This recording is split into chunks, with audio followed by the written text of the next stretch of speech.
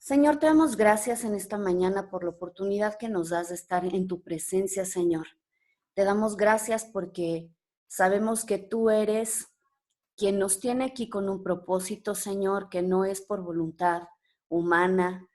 Te damos gracias porque tú eres quien nos atrae, que tú eres también quien nos prepara, quien nos instruye, Señor, y quien nos perfecciona. Tu palabra dice que aquel que comenzó en nosotros la buena obra, la perfeccionará hasta el día de Jesucristo. Y nuestra confianza, Señor, es que tú vas a hacer toda esa obra completa en nosotros, Padre. En esta mañana yo te ruego que toques la vida de cada uno, Señor, de los que estamos aquí, que tu Espíritu Santo nos guíe a toda verdad, Señor, que no sea enseñanza de hombres, sino tu palabra bendita, Señor, la que estemos nosotros escudriñando. Y te pido, Señor, también que esa semilla que va a ser puesta en nuestros corazones traiga fruto a 30, 60 y a 100 por uno, como dice tu palabra, Señor. En el nombre de Cristo Jesús, a ti sea toda la gloria. Amén. Muy bien, pues vamos a iniciar en donde nos quedamos ayer. Recuerden que estamos estableciendo cuáles son las bases, ¿sí?, de lo que es la cosmovisión cristiana. Y decíamos que la fe cristiana, ¿sí?, que forma pues nuestra cosmovisión, es decir, la manera en la que nosotros vemos la vida, no es solamente pues ¿cómo decirlo? Una suma de leyes o de reglas que nosotros tenemos que seguir, como a veces algunos piensan. No es únicamente un conjunto de liturgias, ¿no? Sino que la base de la cosmovisión cristiana debe ser conocer a Dios, ser y vivir en una relación correcta con Él. Ese es el eje, porque una vez que nosotros estamos en esta relación correcta con Dios, como consecuencia vamos a poder estar en una correcta relación con nosotros mismos, ¿sí? Ni creyéndonos por encima de los demás, pero tampoco sintiéndonos como que somos basura, sino entendiendo el valor correcto que nosotros tenemos a los ojos de Dios, ¿sí? Y como consecuencia también esto va a traer una correcta relación con las personas que nos rodean, con los demás, nuestra familia, amigos, nuestros compañeros de trabajo, vecinos, etcétera, ¿sí? Y finalmente, pues con el mundo, es decir, cuando nosotros entendemos también que todo lo que nos rodea es creado por Dios, pues también nosotros empezamos a valorar las cosas que están a nuestro alrededor, ¿sí? Leíamos ayer y quiero retomar con Juan 13, 17:3, perdón. Juan 17:3.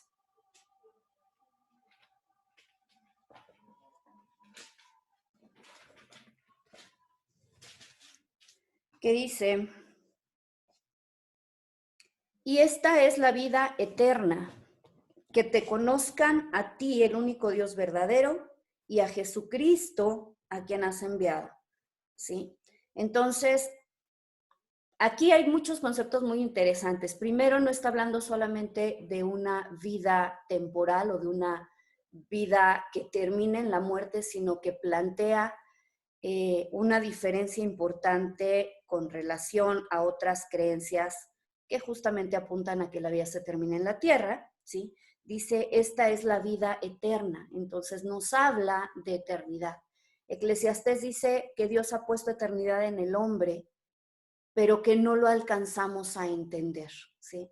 Para las personas que únicamente quieren entender la vida o el mundo a partir de su conocimiento sensorial, lo que decíamos los 5 sentidos, lo que huelo, lo que pruebo, lo que veo, lo que oigo y lo que toco, pues entonces no tiene sentido una vida eterna porque es inmaterial, ¿no? Entonces por eso hay quienes dicen la vida se termina en la tumba y no hay más.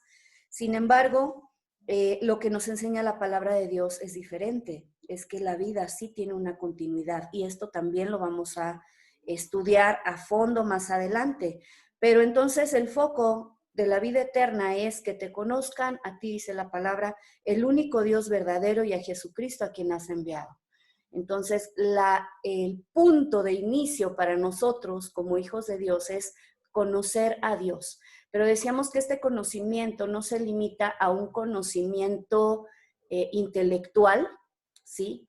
Poníamos un ejemplo, ¿no? La mayoría de nosotros conocemos a personajes como Gandhi, a personajes como Cristóbal Colón, pero eso no quiere decir que tuviéramos una relación con ellos o que tuviéramos un conocimiento experiencial, ¿sí?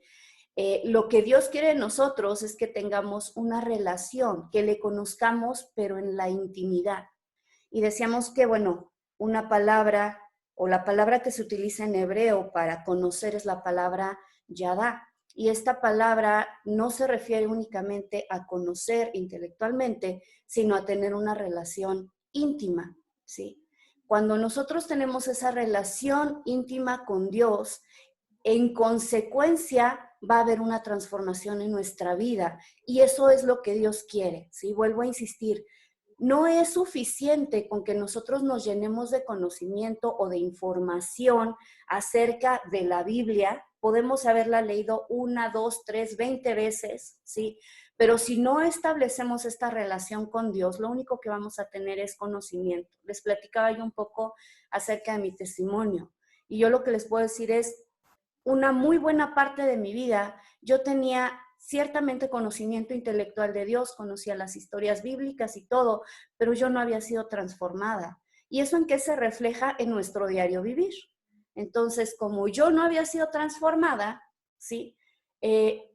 Yo tomaba decisiones sin considerar a Dios en las áreas que yo no quería dar ese acceso a Dios, ¿no? Ayer poníamos un ejemplo con el diezmo, pero hay tantos ejemplos. Yo particularmente en el área que tuve mucho conflicto fue en el área de las relaciones. Entonces yo decía, bueno, Dios, tú puedes entrar a distintas áreas en mi vida, pero aquí yo tomo las decisiones. Y bueno, en un resumen muy rápido, lo que les puedo decir es que lo único que encontré fue frustración, fracaso, dolor, ¿sí? Y me di cuenta que en el momento en que yo entregara todas las áreas a Dios y Él tomara el control de ello, entonces realmente yo iba a poder experimentar, ¿sí? Una vida sobrenatural, una vida transformada. Y lo primero que hizo Dios con mi vida fue restaurarla, ¿sí? Porque una de las cosas maravillosas de tener una relación con Dios es que Él toma nuestros pedazos en el área que sea, Él nos sana por completo, nos vuelve a construir y pone en nosotros todo ese potencial para poderle servir con todo lo que somos, ¿de acuerdo? Entonces, se trata de que seamos expertos en un tema, no se trata de que seamos sabios. Yo siempre les digo aquí en la Congre, no se trata de llenarnos de conocimiento, tanto como se trata de poder vivir lo que vamos aprendiendo. Si un versículo puedo leer en el día y ese versículo lo puedo poner en obra, en práctica, eso va a ser muchísimo mejor que si yo me memorizo todo un capítulo o todo un libro, pero no pongo en práctica nada. Y eso lo vamos a ir viendo ahorita con algunas historias bíblicas. Quiero que me acompañen también a Oseas, capítulo 6, versículo 6. Oseas está después de Daniel, para quienes no ubiquen este libro.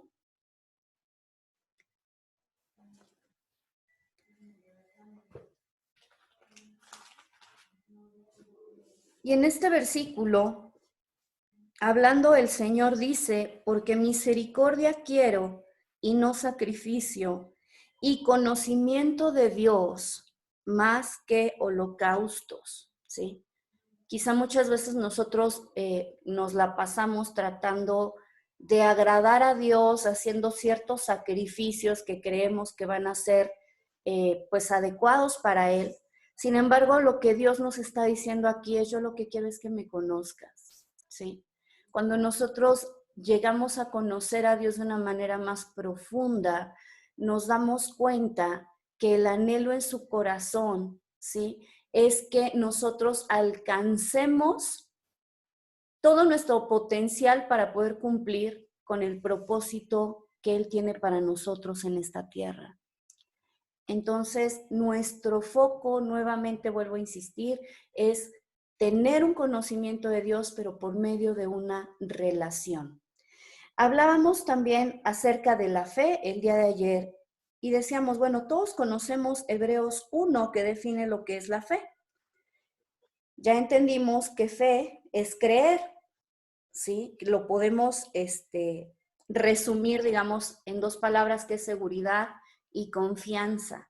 Pero decíamos que esa confianza también es el resultado de una relación con alguien. Yo no confío en una persona que no conozco.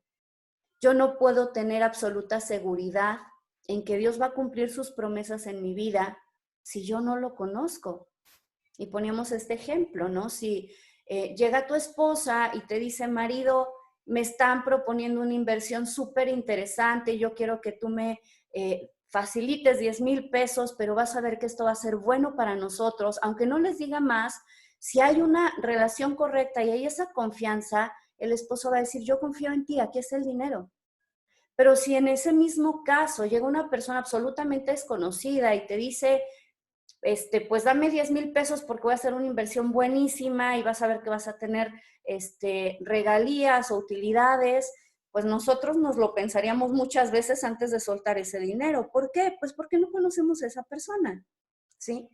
Lo mismo ocurre en nuestra relación con Dios, ¿sí? Y eso nuevamente ¿en qué se ve manifestado? Pues en cómo vivimos, en nuestro diario andar. Si nosotros verdaderamente confiamos en Dios, nos va a ser muy fácil obedecer a Dios, aunque no entendamos el 100% de lo que Él nos pide. Y lo vamos a obedecer porque sabemos quién es Él, sabemos cómo es su carácter. Les voy a poner ahorita unos ejemplos, ¿sí? Pero por otro lado, si yo tengo una fe, que hablábamos de este concepto, una fe ciega, es decir, una fe donde digo, híjole, es que Dios me pide cosas incongruentes, pero pues yo no sé cuál va a ser el resultado y la verdad es que yo no sé si Dios pues me va a responder o no. Entonces nos cuesta mucho trabajo obedecer porque no le conocemos, ¿sí? Y esto, insisto, se los voy a ir mostrando en la palabra. Primero les invito a que leamos Hebreos 11:6, que también es un verso que muchos nos conocemos o no sabemos. Y dice así, pero sin fe es imposible agradar a Dios, porque es necesario que el que se acerca a Dios, y aquí ya está estableciendo lo que es la fe cristiana, decíamos, Hebreos 11:1 nos da un concepto de fe general. Hebreos 11:6 ya nos dice lo que es la fe en Dios. Sin fe es imposible agradar a Dios porque es necesario que el que se acerca a Dios crea que le hay. Entonces, primero, no nos podemos acercar a Dios si no tenemos una plena certeza de que Dios existe. Y este también es un punto muy importante, ¿sí? Pero no solo que existe, sino que dice aquí, y que es galardonador de los que le buscan. ¿Qué quiere decir esto? Que también yo me puedo acercar a Dios en confianza y puedo honrarle y obedecerle, porque sé que cuando yo honro a Dios en recompensa, vamos a decirlo, o en respuesta, Dios también va a honrar mi vida, ¿sí? Les voy a poner ejemplo aquí de un par de personas, de todos los que están en Hebreos 11, y bueno, la invitación siempre es, estas clases son breves, pero hay mucho que podemos aprender, entonces les invito a que lean todo el capítulo de Hebreos 11 a detalle, ¿sí? Y muchas veces cuando somos enseñados acerca de este capítulo de Hebreos 11, lo que escuchamos es que es como el capítulo del homenaje a los hombres de fe, y muchas veces estos hombres para nosotros representan como superhombres, ¿no? Es que la fe que tuvieron, qué bárbaros, qué impresionante, y los tenemos como en puestos en alto, ¿no? Ciertamente hay mucho que aprenderles, pero la verdad es que yo llegué en un momento dado a entender esto que les quiero compartir. Y para mí fue un parteaguas, porque lo que entendí es, ellos no eran más que seres humanos igual que nosotros, imperfectos, infieles, que cometían también errores, que también pecaban, ¿sí? Pero entonces lo que los hacía diferentes a ellos no era que tuvieran una vida perfecta, sino que ellos tenían una relación correcta con Dios, ¿sí? Una relación fuerte de confianza y de seguridad en Dios. Y esto lo vamos a ver, les digo, les voy a poner algunos ejemplos. Vamos a ver, en primer lugar, el caso de Abraham, ¿sí? La primera pregunta que yo haría es, ¿cuántos de nosotros, si Dios nos pidiera, quiero que vengas y ofrezcas a tu hijo en sacrificio delante de mí, lo haríamos? Así como lo hizo Abraham. Me gustaría empezarlos a escuchar. Recuérdense que esto es una clase interactiva. La verdad está muy difícil. Exactamente, Pati. Yo creo que no tenemos el corazón para hacerlo. Ok. Tía. Consideramos que son de nuestra pertenencia y pues no quisiéramos, la verdad no. Así es. ¿Alguien más que quiera comentar?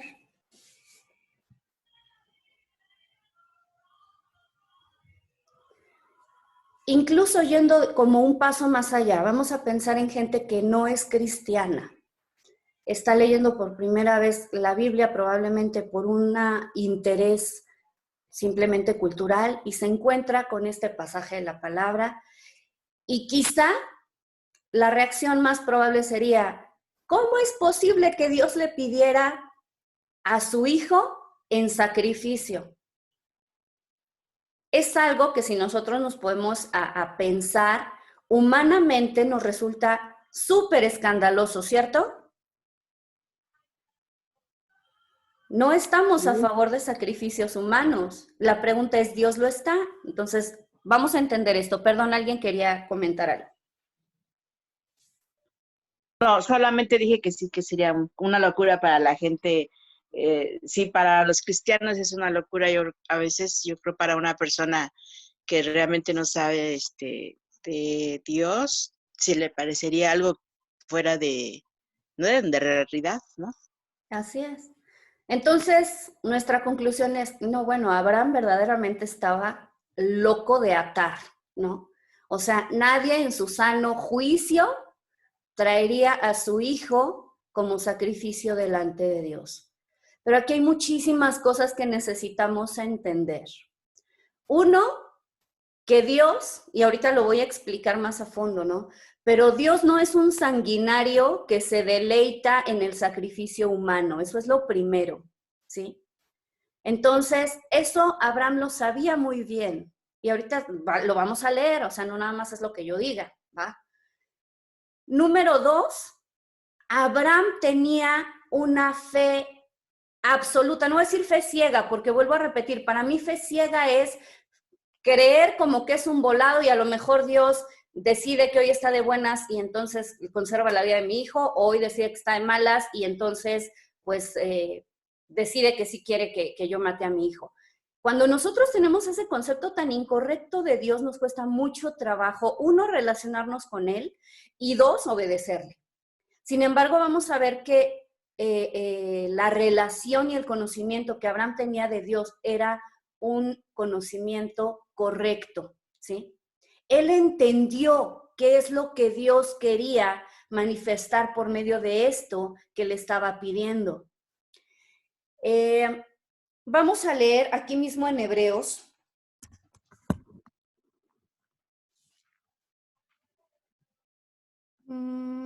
Es el capítulo 11, ok. Verso 17. Dice así: por la fe Abraham, cuando fue probado, ofreció a Isaac, y el que había recibido las promesas ofrecía a su unigénito, habiéndosele dicho, en Isaac te será llamada descendencia. Es decir, vamos un pasito adelante. Dios le dice, yo te voy a dar una descendencia que va a ser tan grande, ¿sí?, como las estrellas, si las puedes contar, o como la arena en el mar. Sin embargo, y a nuestros ojos y a los ojos de mucha gente diríamos, pues solo le dio un hijo, a ver qué pasó ahí, incumplió su promesa, ¿no? Nosotros normalmente vemos en el aquí y en el ahora. Y como que si Dios no me dio exactamente lo que le pedí, como se lo pedí ahorita, entonces incumplió su promesa. Eso es como muchas veces lo interpretamos en una forma incorrecta, ¿sí? Dios le dio un hijo, pero en este hijo vienen todos los descendientes de Abraham, que llegamos a ser millones de millones. Entonces, la pregunta es, ¿Dios cumplió realmente la promesa que hizo Abraham? Claro, aunque Abraham no lo vio en ese momento o no lo vio en su vida terrenal. Sin embargo, recordemos también que nosotros, al tener la promesa de vida eterna, una vez que morimos, nuestra vida continúa. Entonces, la pregunta es, ¿Dios cumplió su promesa a Abraham? Si lo vemos en una visión ya eterna, por supuesto que lo hizo. ¿Sí me siguen? Entonces, una vez que por medio de Isaac cumple su promesa, que era lo único, digamos, tangible que Abraham estaba viendo en ese momento, Dios le dice, ahora quiero que me lo entregues.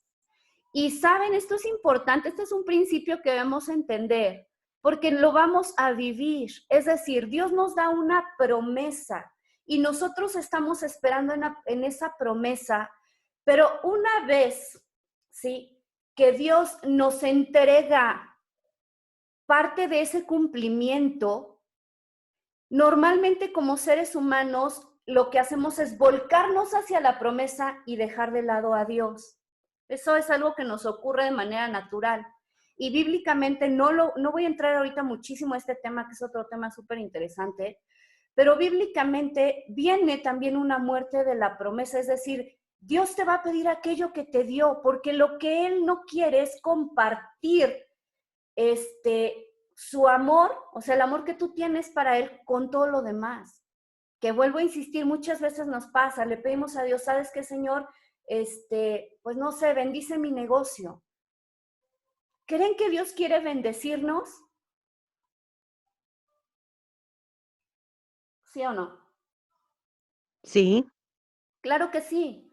Pero ¿qué nos ocurre con frecuencia? Que Dios nos bendice y nos volcamos sobre la bendición y nos olvidamos de Dios. Híjole, Señor, es que ahora tengo tanto trabajo en el negocio que tú bendijiste, que bueno, pues ahora me tengo que dedicar y trabajar ahí de lunes a domingo. Y se nos olvida que tenemos que tener en primer lugar nuestra relación con Dios. Entonces es cuando Dios trae una muerte de esa promesa para ver si efectivamente nuestro corazón está con Él o está con las cosas que Él nos da. ¿De acuerdo? Por esa razón es que Dios le pide a Abraham, entrégame a tu hijo. O sea, yo no quiero que tu esperanza esté en tu hijo, sino en mí, en Dios. ¿De acuerdo? Y entonces Abraham, al entender esto, pues lo que hace justamente, vamos a seguir leyendo, verso 18, dice, habiéndosele dicho en Isaac te será llamada descendencia. Fíjense lo que dice el verso 19. Pensando que Dios es poderoso para levantar aún de entre los muertos, de donde en sentido figurado también le volvió a recibir. ¿Qué quiere decir esto? Que cuando Abraham toma la decisión de traer a Isaac y ofrecerlo en sacrificio, él lo hace porque él sabía que si Dios le había dado esa promesa, él la iba a cumplir. Y si era por medio de Isaac, él lo podía resucitar. Esa era la fe de Abraham. Ahora, vuelvo a insistir, ¿es que Abraham era un superhombre y por eso tenía una gran fe? No, es que él conocía correctamente a Dios. Por eso dice aquí, él sabía que Dios es poderoso para levantarlo aún de entre los muertos. Él sabía quién era el Dios en el que había creído. ¿Sí me explico? No es lo mismo entonces cuando nosotros tenemos esa plena certeza, si Dios me pide, entrégame a tu hijo, entonces yo le puedo decir, Señor, ahí está, es tuyo, porque yo sé que si es su voluntad, Él lo va a traer de vuelta. ¿Me van siguiendo? Sí. Amén. Ok. Entonces, aquí es donde vemos que un correcto conocimiento de Dios, una correcta relación con Dios va a traer como consecuencia una correcta forma de vida. Vamos a ver otro ejemplo. También aquí en Hebreos, y ahorita nos vamos a ir a Éxodo. Verso 23 de Hebreos 11 dice, por la fe Moisés, cuando nació, Fue escondido por sus padres por 3 meses porque le dieron niño hermoso y no temieron el decreto del rey. Es decir, pusieron en peligro sus vidas aún en contra de un decreto. Que también, vuelvo a insistir, o sea, siempre es bien importante que en la medida que leemos también nos cuestionemos, ¿no? ¿Qué ocurre si sale un decreto que pone en peligro mi vida? Y eso implica que yo tenga que desobedecer a Dios. ¿Lo desobedezco o no lo desobedezco? Pues ahora muchos lo haríamos porque diríamos, no, pues es que Dios no me quiere muerta. Sin embargo, nosotros tenemos a lo largo de la Biblia varios ejemplos en los cuales el ir en contra de un decreto de gobierno podía implicar la muerte de una persona y estas personas se mantuvieron firmes porque confiaban en Dios, ¿sí? Ahorita estamos viendo este ejemplo.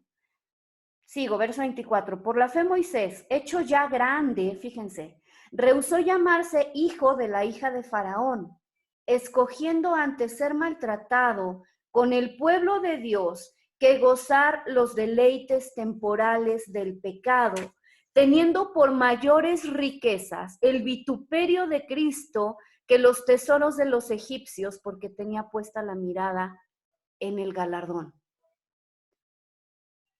Nuevamente,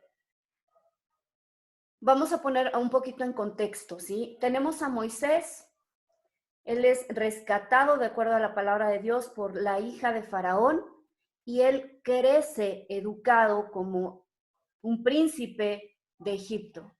Como príncipe, imagínense la cantidad de deleites, de placeres a los que él tenía acceso, más siendo un príncipe pagano, vamos a decirlo, donde pues todo es lícito, ¿no? Todo se permite. Y la verdad es que para muchos, vamos, incluso para mí es como incomprensible absolutamente que una persona pueda decir, no quiero nada de esto y prefiero irme a trabajar como esclavo. Nosotros lo leemos y a veces no dimensionamos lo que eso implica. Pero si nosotros pensamos en cómo era la vida de esclavo en Egipto, pues eran personas que tenían que trabajar desde muy temprano hasta muy entrada la noche, con condiciones muy malas, sin comida prácticamente, sin agua. Pues imagínense el cansancio, el dolor, y esto era un día tras otro, tras otro, tras otro, sin fin. La pregunta es, ¿verdaderamente fue fácil que Moisés dejara toda esa vida de comodidades para tomar la decisión de irse como esclavo? Porque dice aquí que él tenía como mayor riqueza el vituperio de Cristo. Y ahora, ahí va otra pregunta. Hasta ese momento, Cristo todavía no había venido a entregar su vida por nosotros. Quizá hoy para nosotros, y no quizá, debiera ser más fácil estar dispuestos a renunciar tantas cosas, entendiendo lo que implicó el sacrificio de Cristo. A veces, y yo muchas veces lo he orado, le he dicho, Señor, reconozco que soy incapaz de entender en mi mente todo lo que implicó el sacrificio de Cristo. Y eso nos podemos dar cuenta, vuelvo a insistir, por la forma en la que vivimos. Cristo lo entregó todo, todo. Dejó el cielo. Si aquí Moisés está dejando el palacio, que volvemos, Moisés es un prototipo además del Señor Jesucristo. Moisés dejó el palacio para ir a vivir como esclavo. Como Dios, Cristo tuvo que dejar el cielo, su gloria, para venir a hacerse esclavo en el mundo, a hacerse siervo, dice la palabra de Dios, y a morir por nosotros. Esto todavía no había ocurrido, pero ciertamente si la palabra dice que eso fue lo que valoró Moisés es porque él tuvo una revelación de parte de Dios de lo que iba a ocurrir. Y para él conocer esto era mucho más importante que todo el deleite temporal del pecado, ¿sí? Moisés llegó a desarrollar una relación tan íntima con Dios. Acompáñenme a leer lo que dice Éxodo 33:11. que él fue capaz de entregar toda su vida para cumplir con el propósito que Dios tenía para él. Pero recuerden que antes de cumplir un propósito, todos debemos pasar por un momento, vamos a llamarle así, de sufrimiento en el cual vamos a ser moldeados, ¿sí? No es complicado, vamos a decirlo de esta manera, el cumplir con el propósito que Dios tiene para nosotros. Lo difícil muchas veces para nosotros y donde nos quedamos es en ese periodo de prueba, en ese sufrimiento, que además vemos que es una constante. Hablábamos días anteriores acerca de la vida de José. José, para llegar a ser el segundo después del faraón en Egipto, tuvo que pasar por una cantidad de pruebas que le tomó años. Fue vendido por sus hermanos, fue hecho siervo en Egipto, fue llevado a la cárcel injustamente. Todo esto fueron años de sufrimiento, pero algo que debemos entender nosotros como hijos de Dios es que el sufrimiento en las manos de Dios es el taller en el cual Él está moldeando nuestro carácter. Y cuando nosotros tenemos esa perspectiva correcta del sufrimiento, aprendemos a decirle, Dios, ¿qué es lo que quieres trabajar en mí? ¿Qué es lo que necesitas desarrollar en mí para que yo pueda después ser una herramienta útil en tus manos? ¿Sí? Lo mismo vemos en el caso de Moisés. Moisés tiene que dejar todo lo que tenía, todos esos placeres, para irse primero como esclavo. Y después ser exiliado en el desierto hasta el punto mismo de casi morir. Pero él tenía claro, ¿sí?, quién era Dios y llegó a tener, vuelvo a insistir, una relación tan íntima con él. Vamos a leer Éxodo 33, 11. Dice, y hablaba Jehová a Moisés cara a cara, como habla cualquiera a su compañero. Hablaba el Señor con Moisés cara a cara, como cualquiera habla con su compañero. Fíjense, fue tan impresionante, tan profunda la relación que desarrolló Moisés con Dios, que en su muerte, en Deuteronomio capítulo 34,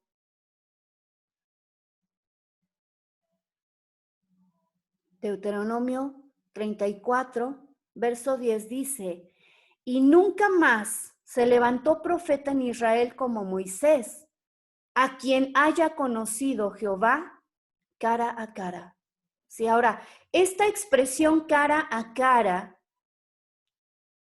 en el hebreo, que es panim bepanim, sí, nos está hablando de una relación sumamente íntima. Les voy a poner un ejemplo, ¿sí? Se refiere a una relación cara a cara cuando se da una relación íntima entre esposo y esposa, que están tan cerca que los rostros están prácticamente uno frente al otro. Esta es como el simbolismo que está tomando aquí para hablar acerca de esa relación tan profunda que tuvo Moisés con Dios. Y como consecuencia de esa relación, nosotros vemos cómo su vida fue usada por Dios y él fue puesto para liberar al pueblo de Egipto nuevamente, un simbolismo de Cristo liberando a sus hijos de la esclavitud del pecado para llevarlos a la tierra prometida. ¿Sí? La relación trae como consecuencia una transformación, anótalo ahí. Podemos leer la Biblia muchas veces, ¿sí? Pero si no desarrollamos una relación correcta con Dios, el conocimiento lo único que nos va a traer, dice la palabra de Dios, el mucho conocimiento mata, pero el espíritu, la relación correcta con Dios es lo que nos da vida. ¿De acuerdo? No se trata de adquirir mucho conocimiento, se trata de desarrollar una relación con Dios. Ahora, vamos a ver el caso contrario. ya vimos cómo las personas que conocían correctamente a Dios desarrollaban también una vida alineada al propósito de Dios. Ahora acompáñenme por favor a leer Jueces capítulo 2.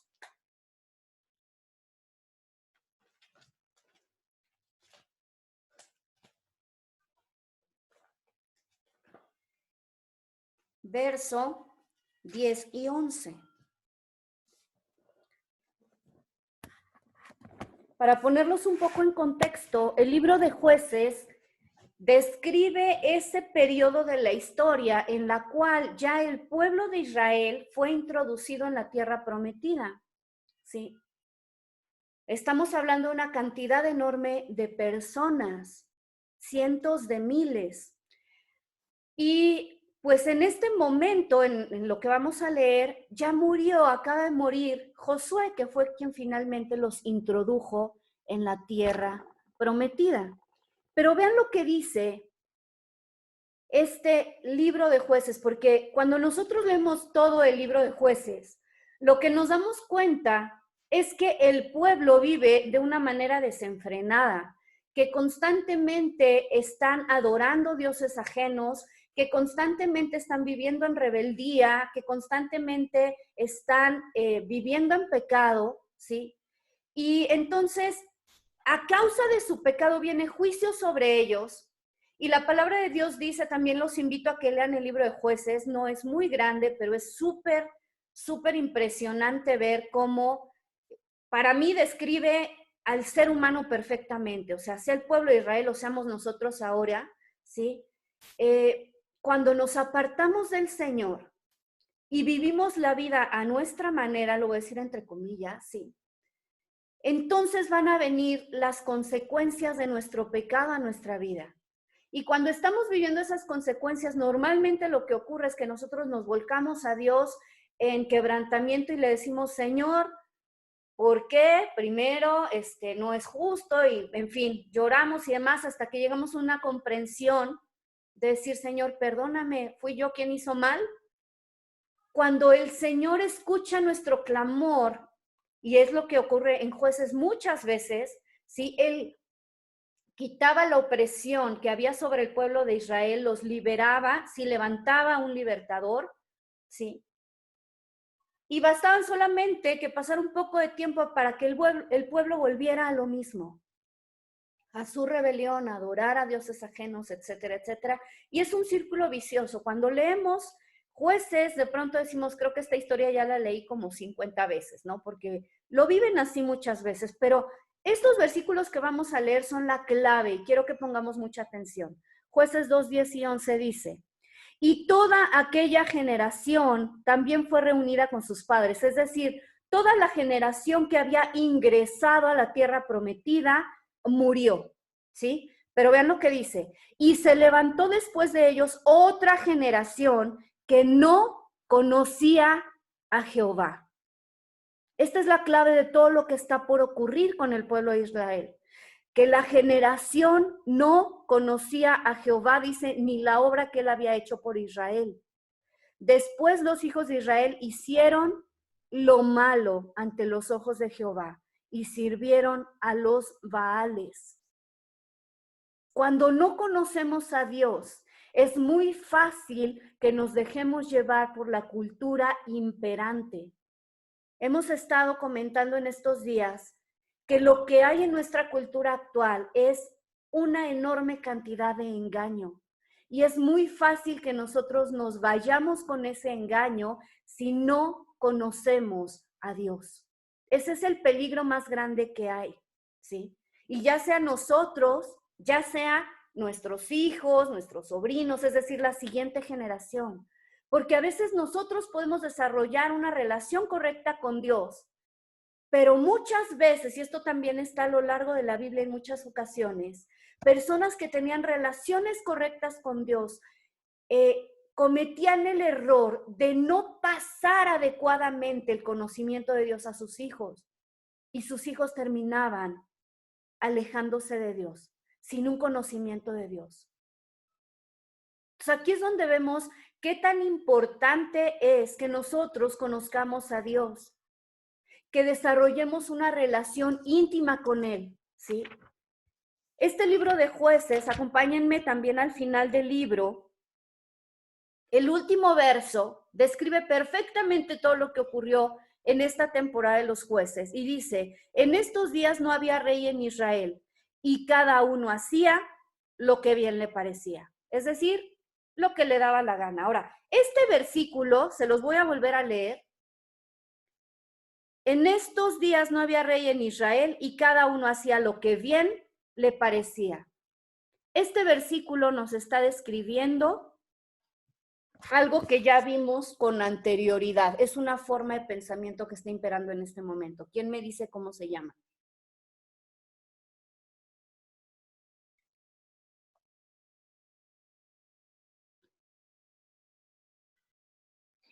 ¿Anarquía o humanismo? No. Posmodernismo. Es parte del posmodernismo, pero hay algo más específico. Individualismo. La nueva transformación. Egocentrismo.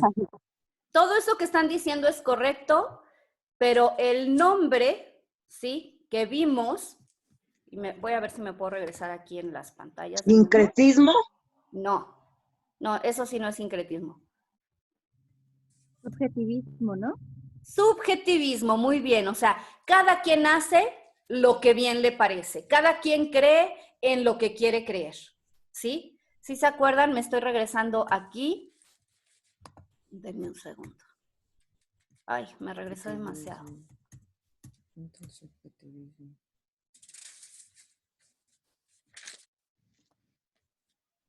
Permítanme un segundito. Relativismo, no, ¿verdad? Relativismo es lo mismo que subjetivismo. Se refiere a que Cada quien hace lo que quiere. Es correcto, mi ideología es lo que impera. Yo decido lo que es bueno y lo que es malo, ¿sí? A mí nadie me puede decir que yo crea algo diferente porque yo creo lo que yo quiero. ¿Sí se acuerdan que vimos todo eso? Sí. Sí, porque ahora lo que es bueno le dicen malo y lo que es malo le dicen bueno y así, ¿no? Cada quien. Correcto. Bueno, no lo encontré, pero ya dimos en el clavo. Entonces, para que se den cuenta que esta idea, ¿sí? De lo bueno y lo malo, del relativismo y todo esto no es nuevo. La palabra de Dios dice en Eclesiastés que no hay nada nuevo bajo el sol. Simplemente las cosas se van repitiendo, ¿de acuerdo? Pero este versículo describe perfectamente lo que es el relativismo. Cada uno hacía lo que bien le parecía, ¿de acuerdo? Ya nos dimos cuenta entonces de qué tan importante es el que nosotros, ¿sí? Creamos en Dios, pero que esa creencia esté fundamentada en una relación correcta con Dios, ¿sí? Cuando nosotros tenemos esa relación correcta, vamos a leer, por favor, Efesios 4, 13 y 15. Del 13 al 15, perdón. Efesios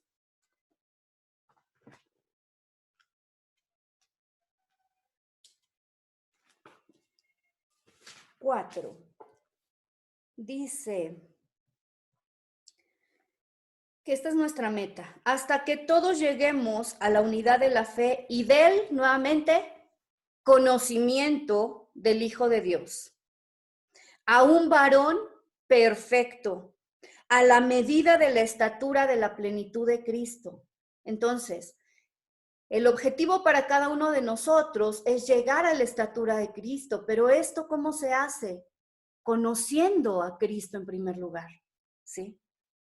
Para que ya no seamos, fíjense muy bien lo que dice aquí, para que ya no seamos niños fluctuantes, llevados por doquiera de todo viento de doctrina, por estratagema de hombres que para engañar emplean con astucia las artimañas del error. ¿De qué nos está hablando? Nos está describiendo lo que estamos viviendo. Si nosotros no tenemos un conocimiento y una relación plena con Dios, va a ser muy fácil que seamos llevados por cualquier viento de doctrina, es lo que dice la palabra de Dios.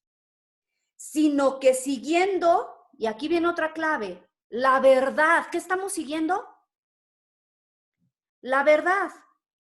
Recuerden que estuvimos estudiando con anterioridad por qué es tan importante que lo que creamos sea la verdad. Si nosotros vivimos en mentira, vamos a sufrir una cantidad de consecuencias que nos van a dañar y que incluso nos pueden llevar a la muerte, y no solo muerte física, sino muerte eterna. Sin embargo, aquí vuelve a insistir, sino que siguiendo la verdad en amor, crezcamos en todo aquel que es la cabeza, esto es, Cristo. ¿Sí se dan cuenta cómo todo se va conectando? Esa verdad que es Cristo es la que nos va a guiar para que podamos crecer, para que podamos tener una vida significativa, una vida con propósito. Acompáñenme a Filipenses 2:15.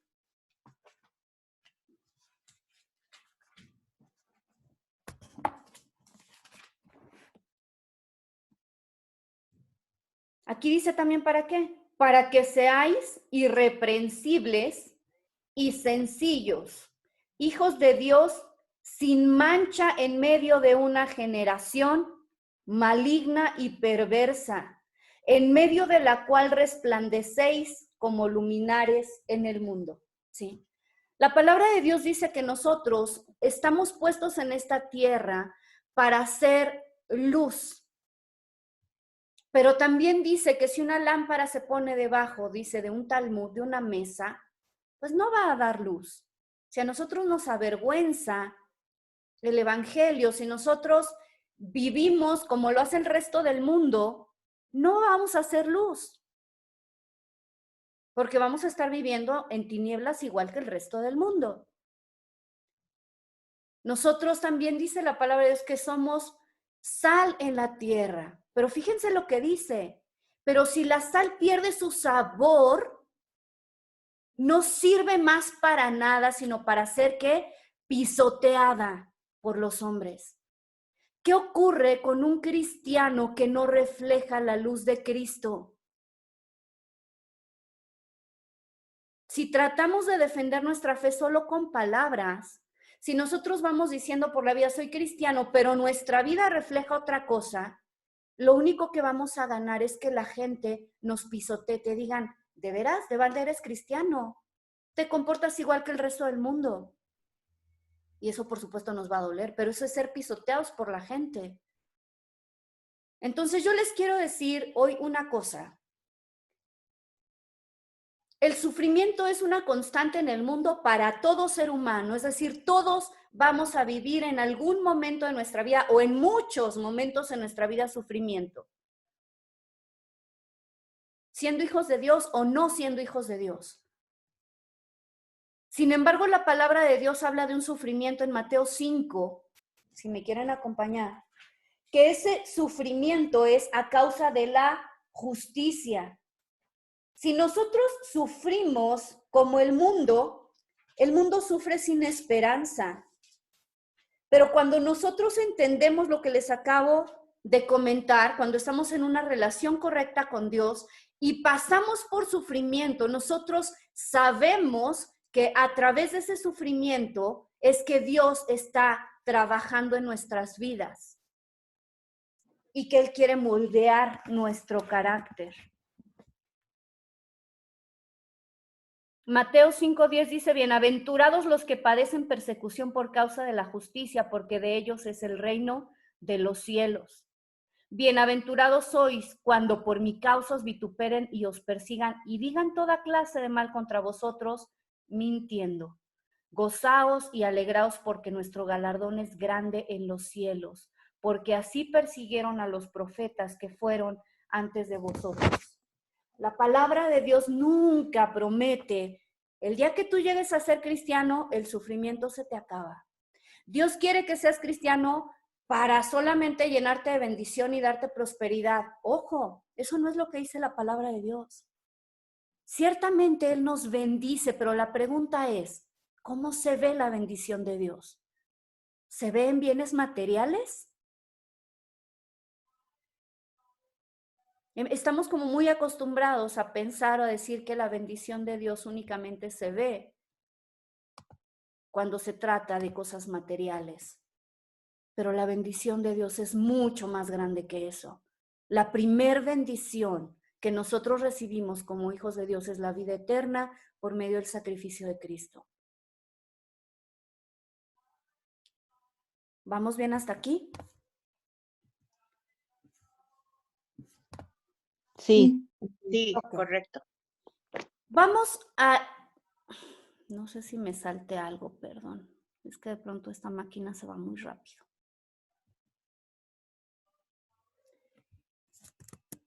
Denme un segundito, por favor. Aquí está. Entonces, algo que necesitamos entender es que todo comienza en la palabra de Dios. O sea, para nosotros, la base de nuestro conocimiento de Dios, por supuesto, es la Biblia. ¿De acuerdo? No sé por qué. ¿Ustedes están viendo bien? No se ve la... No, está en No blanco. se ve. Dame un segundo para volverles a compartir.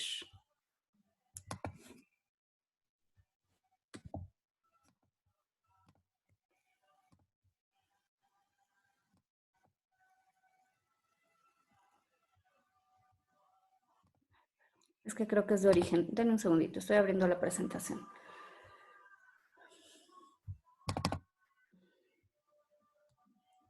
No sé si hasta aquí alguien quiere hacer algún comentario mientras yo abro la presentación o tengan alguna pregunta.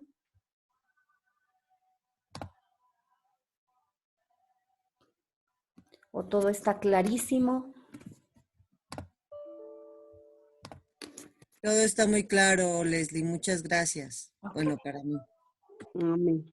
Ahí Yo voy. estoy fascinada con tu clase, me encanta. Está muy claro la explicación, gracias. Gracias a Dios. Listo. Ahora sí, ahí voy.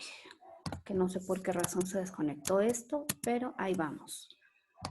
Ok, entonces, todo comienza con la Biblia. Para nosotros es nuestra base.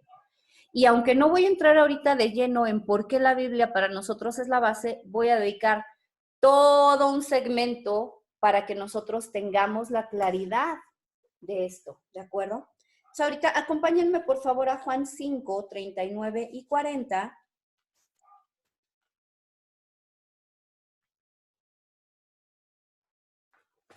Juan 5, 39 y 40 dice: escudriñad las escrituras, porque a vosotros os parece que en ellas tenéis la vida eterna, y ellas son las que dan testimonio de mí. Recuerden nuevamente esta palabra testimonio. Cristo dijo que Él vino a este mundo para dar testimonio de la verdad, y las escrituras dan testimonio de Cristo, es decir, dan testimonio de la verdad, ¿sí? La verdad, la palabra de Dios, Cristo mismo, ¿sí? Son la verdad.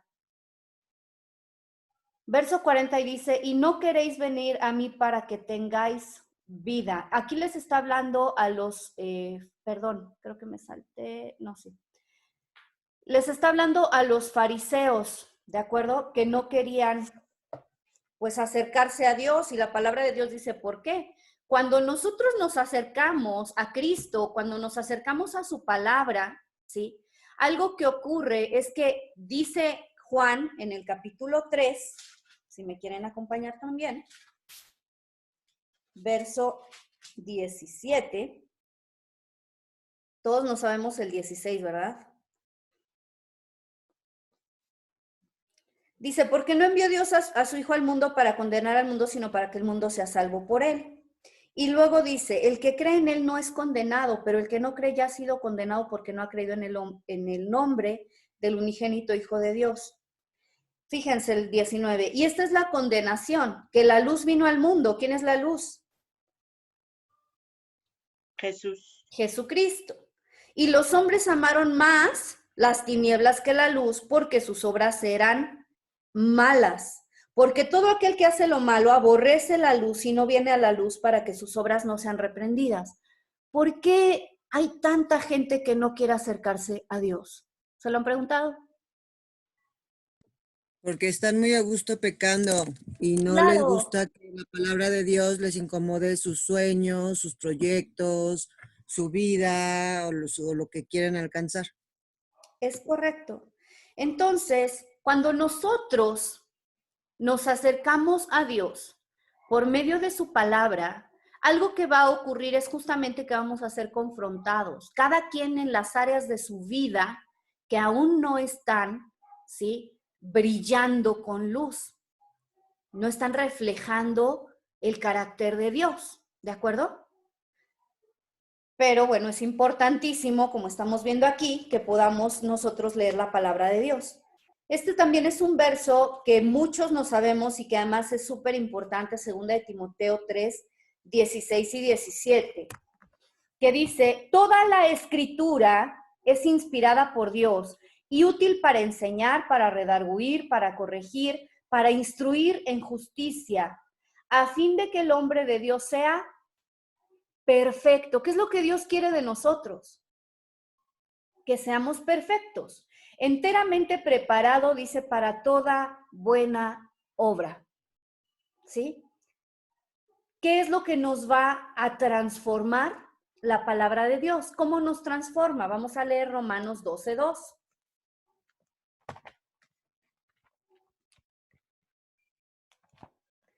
Romanos 12:2 dice, no os conforméis a este siglo, sino transformaos por medio de la renovación de vuestro entendimiento, para que comprobéis cuál sea la buena voluntad de Dios, agradable y perfecta.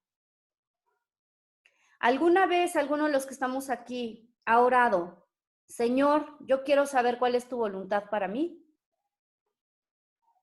Sí, Y Sí, todos los días. Y quizá a veces nos sentimos frustrados porque decimos, es que sigo sin saber cuál es la voluntad de Dios para mí. sí, Ok, este versículo nos dice cuál es esa buena voluntad de Dios para mí. Que me transforme por medio de la renovación de mi entendimiento. Ok. Algo que necesitamos entender de este versículo es que nosotros, vuelvo a insistir y retomo el ejemplo del iceberg que vimos en algún momento, nosotros actuamos, nosotros hablamos conforme a lo que creemos. ¿Se acuerdan? Si lo que yo meto en mi mente son programas de televisión, películas, series de Netflix y no sé qué tanta cosa, mi pensamiento está siendo moldeado, pero moldeado a este mundo. No sé si alguno de ustedes se ha preguntado, ¿por qué ahora hay tantas escenas tan explícitas de violencia? ¿Por qué ahora en toda serie, todo programa, toda película que vemos, encontramos también escenas de homosexualidad? ¿Por qué encontramos deslealtad conyugal, engaño? Y no sé si ustedes se lo hayan preguntado, pero finalmente cuando nosotros estamos expuestos tanto tiempo a este tipo de cosas, nuestra mente está siendo moldeada. Les voy a poner un ejemplo. Yo no sé si alguno de ustedes tiene hijos jóvenes y si alguna vez han platicado con ellos en relación a todo este tema de lo que es la cuestión de género que está ahorita tan de moda, ¿no? El movimiento LGTB, etcétera, etcétera, etcétera. Pero no es poco frecuente que cuando nosotros platicamos de este tema con gente de esta nueva generación, que están entre quizá los 12, los 20, 25 años, hasta 30, para ellos es algo normal. Oye, pues si un hombre quiere amar a un hombre, es normal, es amor. Y lo defienden a capa y espada. Y si nosotros hablamos en contra de la homosexualidad, porque es lo que Dios habla en la palabra, somos intolerantes, somos odiosos, no entendemos lo que es el amor y una serie de cosas. ¿Se lo han preguntado? ¿A alguno de ustedes les ha ocurrido algo así? Sí, a mí sí. Sí. Sí. Muchísimas veces. ¿Qué es lo que está pasando? No, aquí no hay nada que ocurra al azar. Lo que quiero que entendamos es que nuestra mentalidad está siendo moldeada por este mundo y por su engaño. Por esa razón es que este versículo nos invita a que transformemos nuestra mente por medio de la palabra de Dios.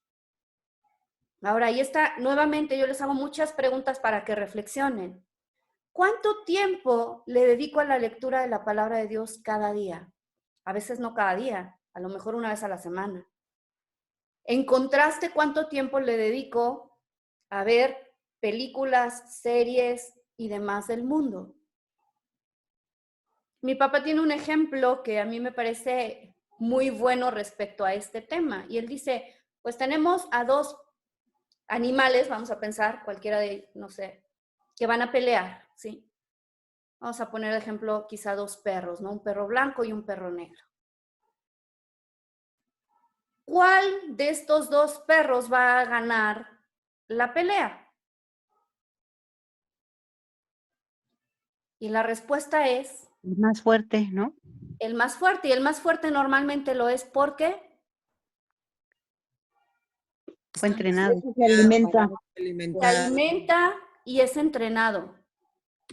¿Qué pasa si yo dejo al perro blanco sin comer por 3 días y después lo llevo a pelear? ¿Quién creen que va a ganar? El otro, el negro. Negro. Así es. Ahora les voy a preguntar. La palabra de Dios dice que hay una lucha en nosotros. Es una lucha que se lleva a cabo en nuestra mente. Hay una constante lucha entre el espíritu y nuestra carne. Nuestro espíritu se alimenta de la palabra de Dios, mientras que la carne se alimenta de los engaños del mundo. En esa lucha, ¿quién va a ganar? Quien esté mejor alimentado. El que esté mejor alimentado. Totalmente. En mis luchas de todos los días, porque todos los días estamos en lucha, yo voy a actuar de acuerdo, a aquello que es preponderante en mi vida. Si yo estoy llenándome de la palabra de Dios, el Señor va a transformar mi vida y eso se va a notar en mi forma de comportarme. Pero si yo digo soy cristiano, pero nunca hablo la Biblia, pero nunca me arrodillo a orar, sino que me la paso pues metida en conversaciones del mundo, escuchando y viendo programas que no me alimentan correctamente, ¿qué va a pasar? Pues probablemente si yo estoy casada voy a estar toda llena de inseguridades, de incertidumbres, de celos, porque eso es de lo que me estoy alimentando. ¿Sí me siguen? Sí. Cuando nosotros llegamos a conocer al Señor, nos enseñan que hay fundamentos que debemos, o que hay prácticas que debemos llevar a cabo. Nos dicen, es bien importante que leas tu Biblia. Pero a veces no entendemos por qué y lo convertimos en una liturgia y hasta nos sentimos condenados si no abrimos la Biblia. No se trata de eso. Lo que necesitamos entender es que la renovación de nuestra mente se va a llevar a cabo por medio de la lectura de la palabra. No es que Dios diga, ay, hoy leíste solo 5 minutos. No es eso, ¿sí me explicó? Lo mismo la oración, o sea, no es algo que tengo que hacer. Es que en el momento en que yo entiendo que por medio de la oración estoy hablando con mi papá, le estoy diciendo lo que siento, lo que anhelo, lo estoy adorando y estoy generando esta relación con él, entonces deja de ser algo con lo que tengo que cumplir para convertirse en algo que anhelo hacer. Pero para nosotros esto es vital. El que leamos, el que estemos en oración, es fundamental para poder crecer, ¿sí?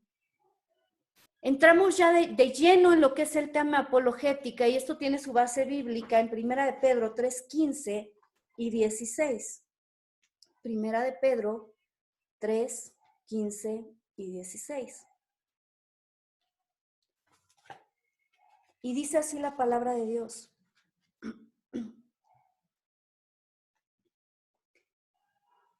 Sino santificad a Dios el Señor en vuestros corazones y estad siempre preparados para presentar defensa con mansedumbre y reverencia ante todo el que os demande razón de la esperanza que hay en vosotros, teniendo una buena conciencia para que en lo que murmuran de vosotros como de malhechores, sean avergonzados los que calumnian vuestra buena conducta en Cristo. Cuando hablamos de apologética, muchos dicen, qué padre, porque voy a aprender nuevos argumentos para ir en contra de aquel que me está diciendo que yo no sé, o que no estoy en la verdad. Y aquí necesitamos ser bien cuidadosos. Lo primero que dicen estos versículos es, sino santificad a Dios el Señor en vuestros corazones. Esto a lo que se refiere es que antes que yo abrir mi boca, mi comportamiento tiene que ser intachable. Mi vida tiene que reflejar lo que Dios ha hecho. ¿Sí? Número 1. Y número 2, sí es bien importante, porque a veces, yo me recuerdo que hace muchos años leí un libro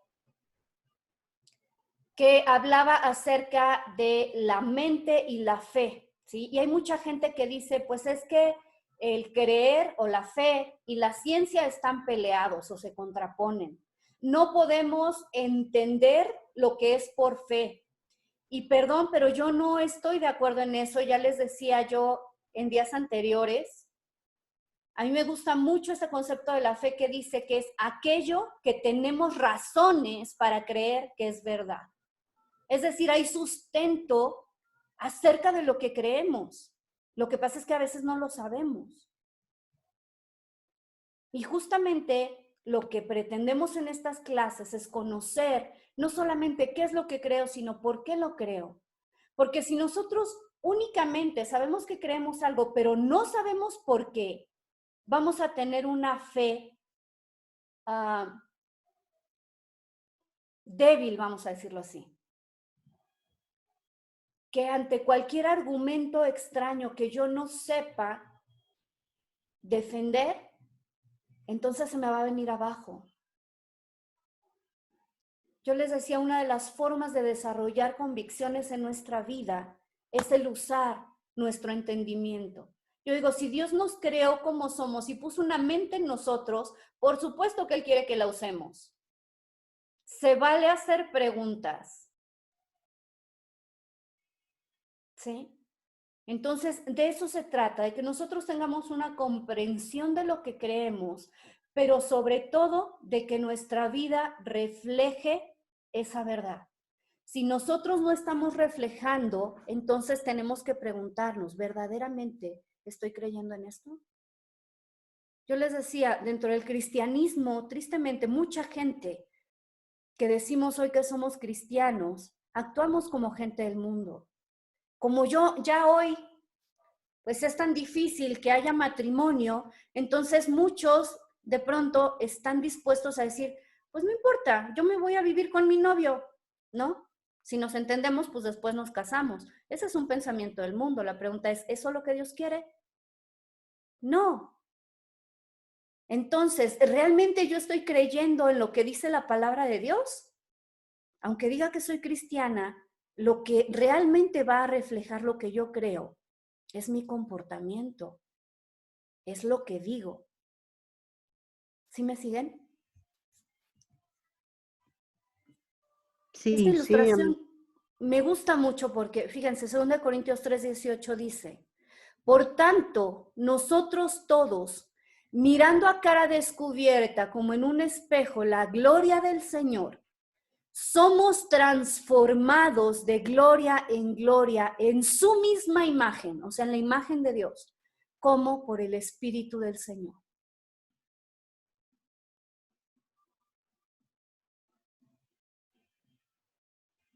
El objetivo. ¿Cuál es esa cita, perdón? 2 Corintios 3:18. Gracias. No hay de qué.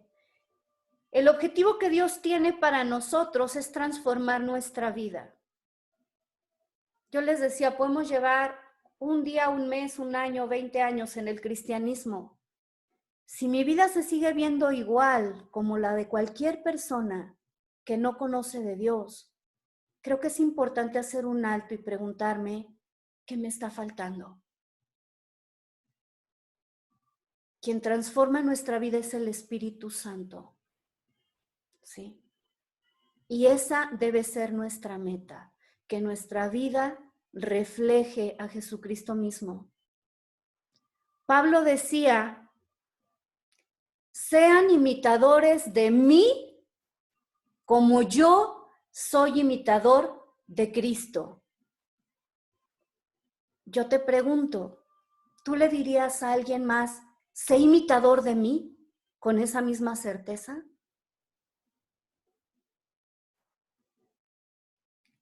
Probablemente no.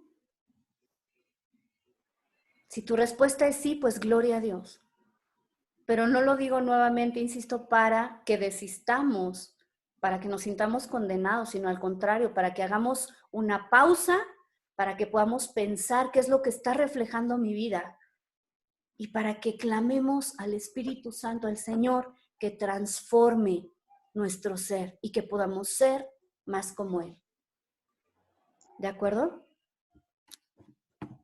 Amén. Vamos a detener aquí la clase, creo que me alargué un poco, disculpa. Nada más les voy a poner aquí cuáles son los temas que vamos a estar revisando a lo largo de este curso. Los estoy dividiendo en 3 partes importantes, lo que es creación, encarnación, y recreación. Dentro de creación vamos a hablar acerca de la existencia de Dios, porque esa es la base de todo. Después acerca de la palabra de Dios y el pecado original.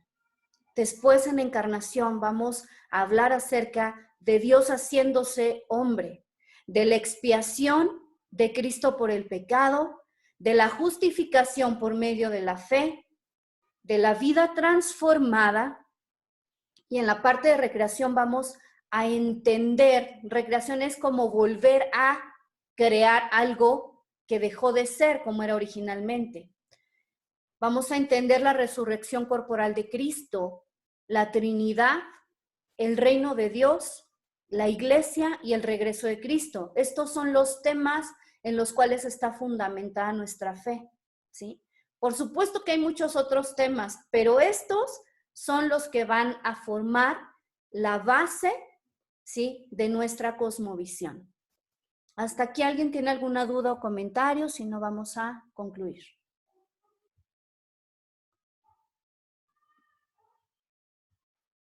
Gracias. Gracias. Gracias a Dios. Vamos a orar entonces.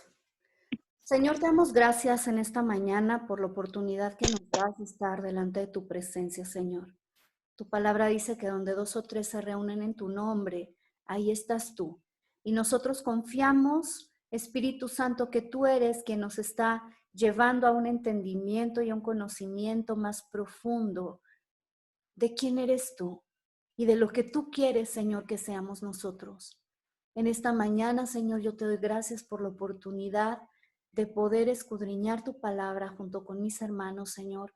Permite que podamos seguir creciendo en este conocimiento de ti, de tu persona, de tu carácter, Señor, para que también podamos ser transformados a tu misma imagen, Señor, y que el mundo pueda conocer que tú eres un Dios real, que tú eres un Dios de amor por medio de nuestra vida. Te damos gracias en el nombre de Jesús. Amén.